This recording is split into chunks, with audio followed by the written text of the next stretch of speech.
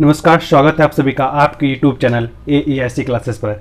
जैसा कि आज है बेसिक इलेक्ट्रिकल की आप लोग की सीरीज चल रही है, तो आज है उस सीरीज का लेक्चर नंबर 7। तो पिछले लेक्चर में आप लोग को बताया गया था, अगर कंडक्टर्स में वेरिएबल कर दिया जाए या कंडक्टर्स में आप कोई कंडक्टर्स लेते हैं, कोई वायर्स लेते हैं, उनमें किसी भी प्रकार का चेंजेस कर दिया जाए तो हमारा जो रेजिस्टेंस होगा उस रेजिस्टेंस पर क्या प्रभाव पड़ेगा।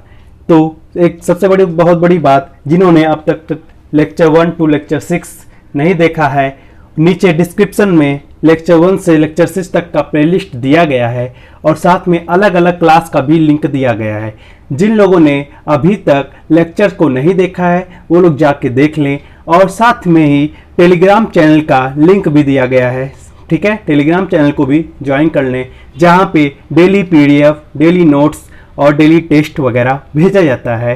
तो आप लोग को बिना देर किए वहाँ पे पहुँच जाना चाहिए और आप लोग को इसे ज्वाइन कर लेना चाहिए। ये फ्री जेई क्लासेस चल रही है, इसे ज़्यादा से ज़्यादा लोगों तक पहुँचाएँ जिससे सभी लोगों का फ़ायदा हो सके, आपके दोस्तों का भी फ़ायदा हो सके, जो लोग कोचिंग नहीं कर सकते और जो लोग बाहर नहीं जा सकते। ज़्यादा पैसा देने से क्या मतलब, यहाँ आप लोग को सब कुछ फ्री में मिलेगा। बहुत ही जल्द इलेक्ट्रिकल मशीन की भी क्लासेस शुरू कर दी जाएंगी इसी चैनल पर। ठीक है, तो चलिए कल जितना पढ़े थे आपको उतना रिकॉल करा देते हैं फिर से।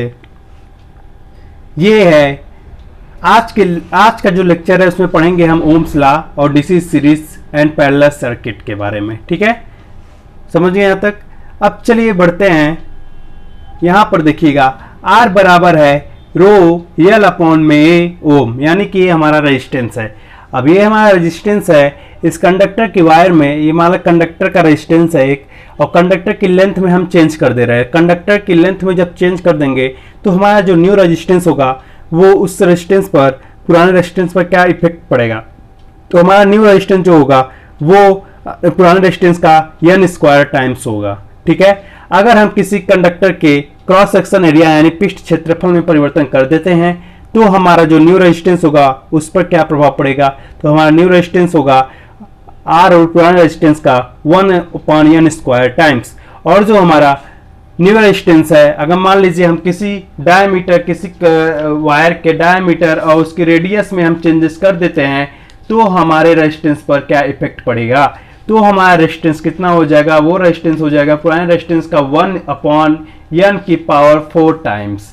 ठीक है, अगर किसी डायमीटर यानी D और त्रिज्या यानी R के में हम चेंजेस करेंगे तो हमारा रेजिस्टेंस हो जाएगा कि रेजिस्टेंस पर क्या इफेक्ट पड़ेगा। ये दोनों रेडियस और डायमीटर के लिए, दोनों के लिए यही फार्मूला लगेगा। ठीक है, और मैंने बताया टेम्परेचर कोफिशिएंट। टेम्परेचर कोफिशिएंट को हम किससे व्यक्त करते हैं, अल्फा से। सिंबल है अल्फा और इसकी यूनिट क्या है, पर डिग्री सेल्सियस।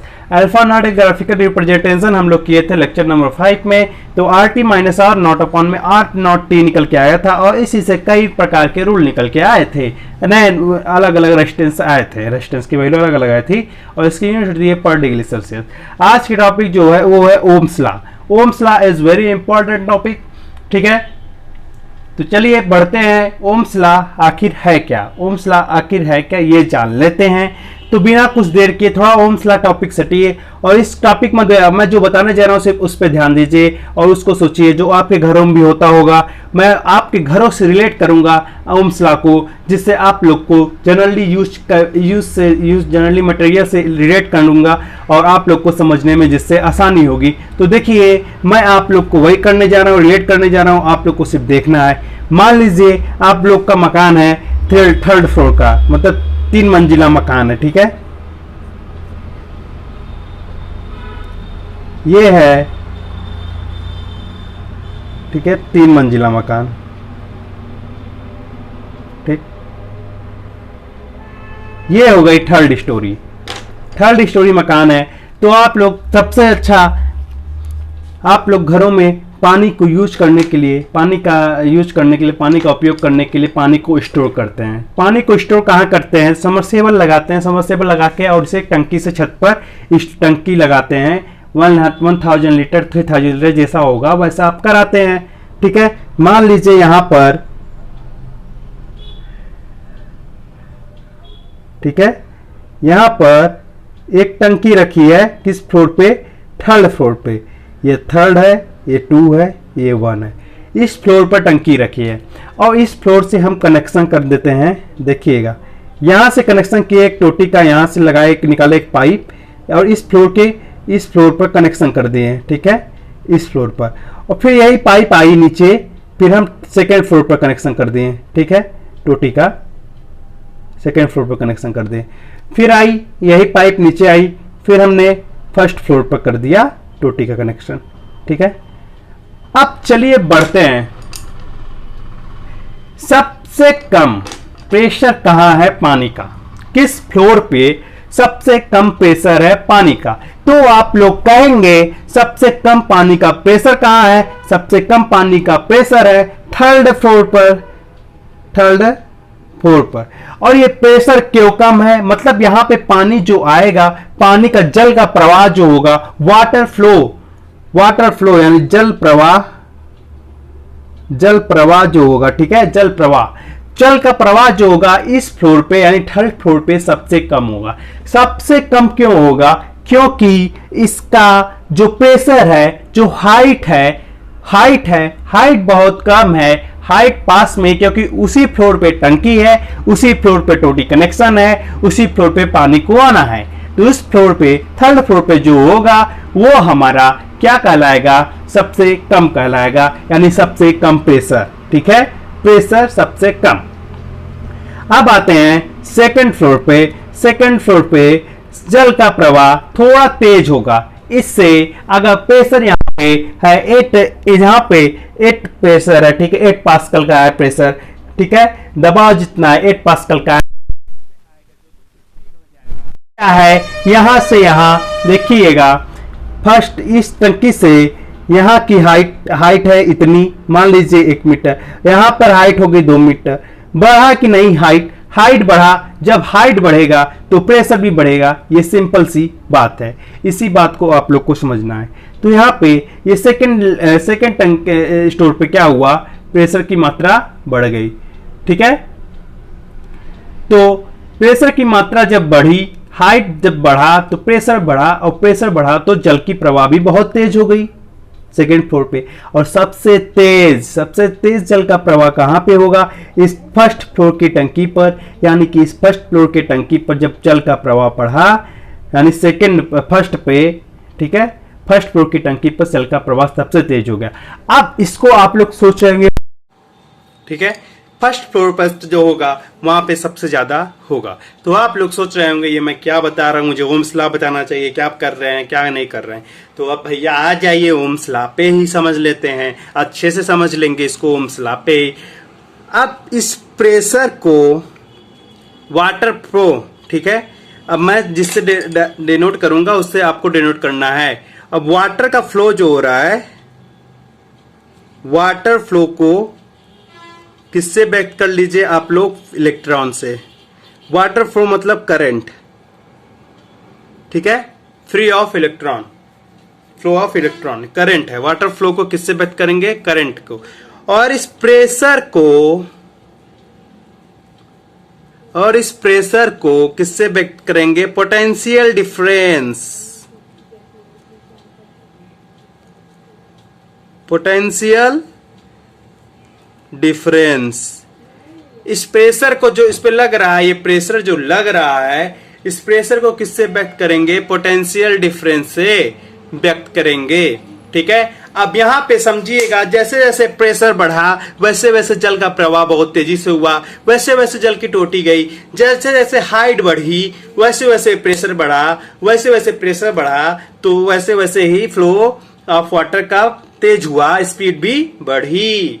तो यहां पे इसी तरीके समझ लीजिए, जैसे जैसे पोटेंशियल डिफरेंस बढ़ेगा वैसे वैसे करंट भी बढ़ेगा, जैसे जैसे पोटेंशियल डिफरेंस घटेगा वैसे वैसे करंट भी घटेगा। यानी कि हमारे ये जो सिद्ध कर किए हैं ना, ये जो दिए हैं, ये हमारे एक महान वैज्ञानिक, ये रिलेशन महान वैज्ञानिक जॉर्ज साइमन ओम ने दिया है, जॉर्ज साइमन ओम ने दिया है। यह रिलेशन कौन बताया है, यह संबंध मतलब भी पोटेंशियल और आई के बीच में जो संबंध बताया है, ये पहली संबंध है, बताया है कि यह संबंध जॉर्ज साइमन ओम ने। तो भैया ये वैज्ञानिक जी बता दिए हैं, तो इनके नाम से अब ये लिखा गया है ओम लॉ। इसी कारण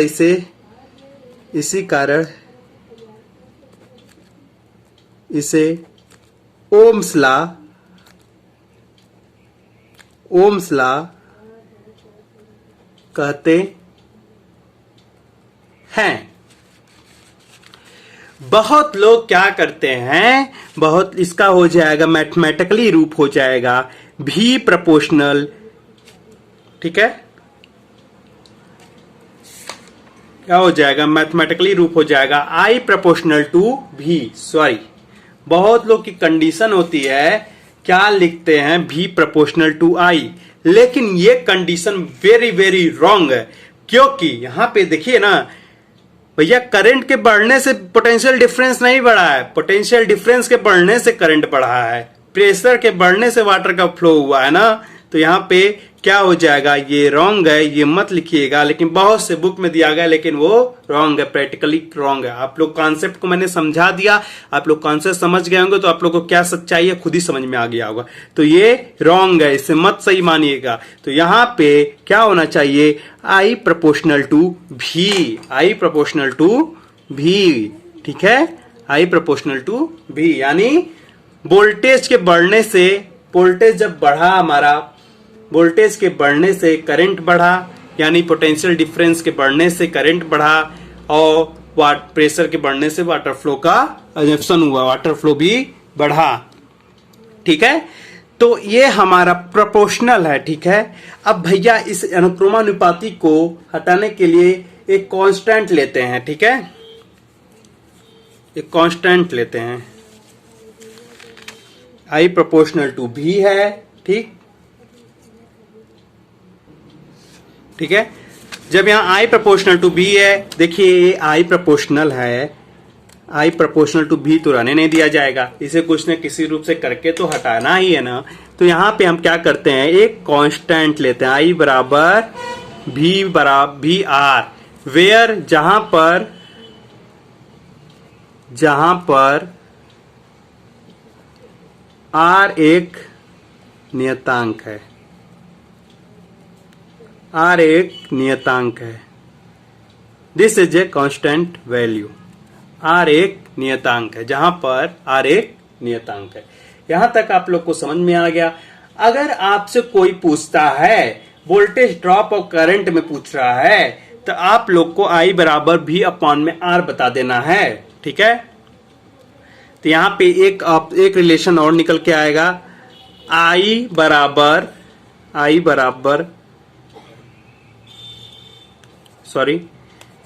भी बराबर में भी अपॉन में I is equal to are हो जाएगा कि नहीं, हो जाएगा ना। यहां तक आप लोग समझ में आ गए। आई प्रोपोर्शनल टू भी है, ठीक है, आई प्रोपोर्शनल टू भी है, I proportional to equal to भी आर कर दिए हम।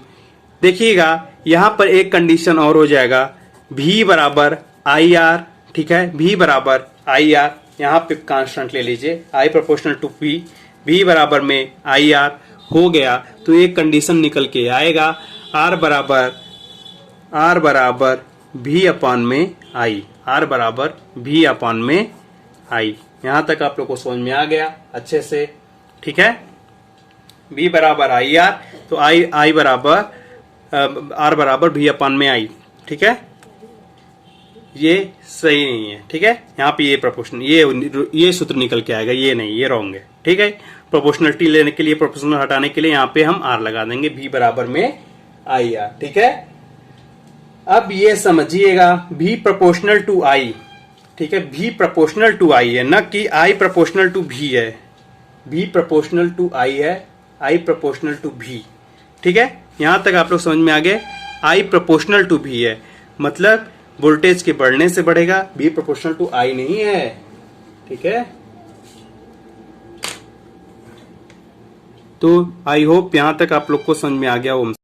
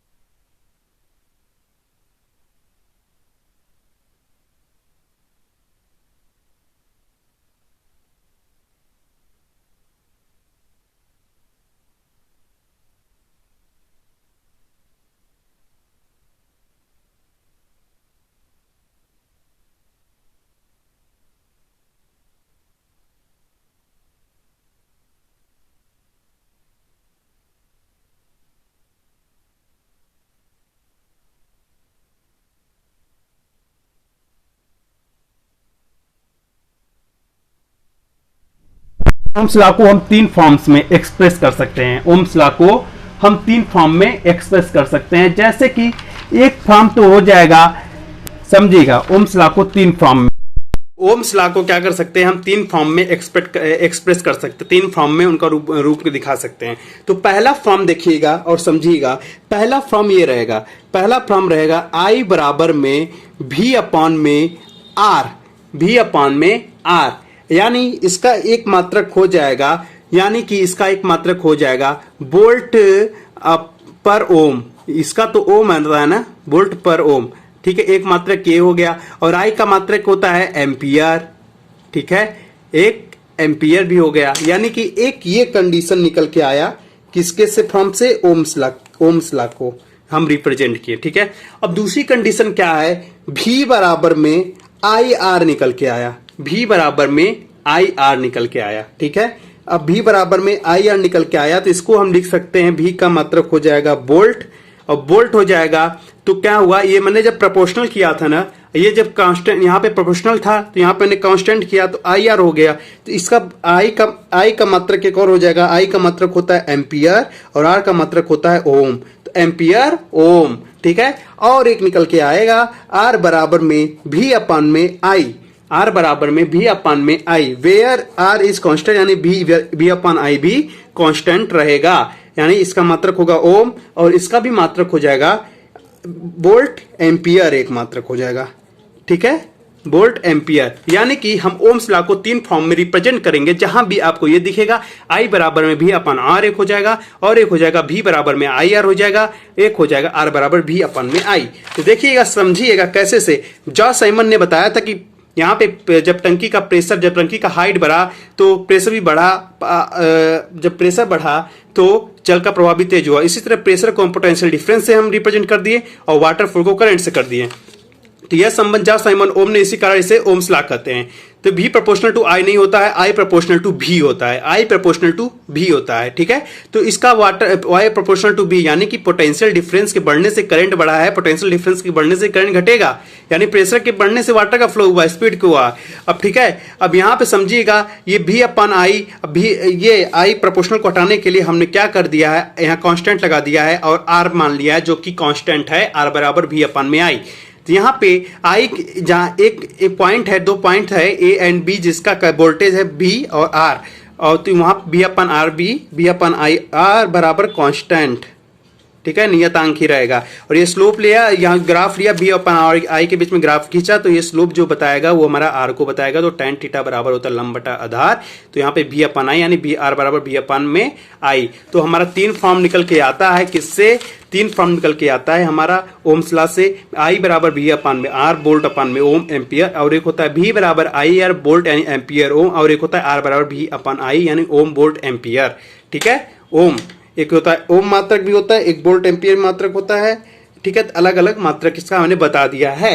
अब चलिए बढ़ते हैं आज की टॉपिक। देखिए आज की टॉपिक थोड़ा नेट इशू आ गया है, ठीक है, जिसके कारण थोड़ा कैमरा क्या हो रहा है, बीच बीच में लैग कर जा रहा है और बंद हो जा रहा है। कुछ सॉफ्टवेयर डिपॉजिट मतलब सॉफ्टवेयर खराब में आ गया है मोबाइल में, इसलिए आज का लेक्चर यहाँ तक ही करेंगे और अगले लेक्चर में हम मोबाइल को सही कर लेंगे और सब सही कर लेंगे अच्छे से। लोड इसमें ज़्यादा हो गया है, इसलिए ये बार बार बंद हो जा रहा है, जिसके कारण आपकी क्लासेज में दिक्कत आ रही है और मुझे पढ़ाने में दिक्कत हो रही है। इसलिए अगले क्लास में, नेक्स्ट क्लास में, जैसे आज का लेक्चर था ना DC series and parallel circuit, थोड़ा आप लोग भी बुक ले लीजिएगा, जेबी गुप्ता की बुक ले लीजिए सभी लोग, और इलेक्ट्रिकल की सभी। तो इसको मैं अच्छे से पढ़ाऊंगा, ठीक है, DC series and parallel series circuit को। तो आप लोग इसको भी रिमेन क्लासेस कर लीजिएगा, और जितना टॉपिक आज का नहीं हो पाया कल आपकी पूरी कर ली जाएगी, और एक्स्ट्रा क्लास भी चल सकती है कल, ठीक है। 1 से 1.5 घंटे 2 घंटे की क्लास हो जाएगी, ठीक है। तो आप चिंता न करिए, आप लोग का सिलेबस कंप्लीट होगा। आज के लिए इतना ही। ज्यादा से ज्यादा लोग को शेयर करिए, और टेलीग्राम चैनल का लिंक जो है ना डिस्क्रिप्शन में दिया गया है, टेलीग्राम चैनल को ज्वाइन कर ले। और 6 लेक्चर का लिंक डिस्क्रिप्शन प्लेलिस्ट के तौर पर बना दिया गया है, उससे आप जाके देख सकते हैं। आज 7वां लेक्चर पड़ जाए, किसी भी देख लीजिए, इसमें ओम्स लॉ कंप्लीट कर दिए गए हैं, ठीक है।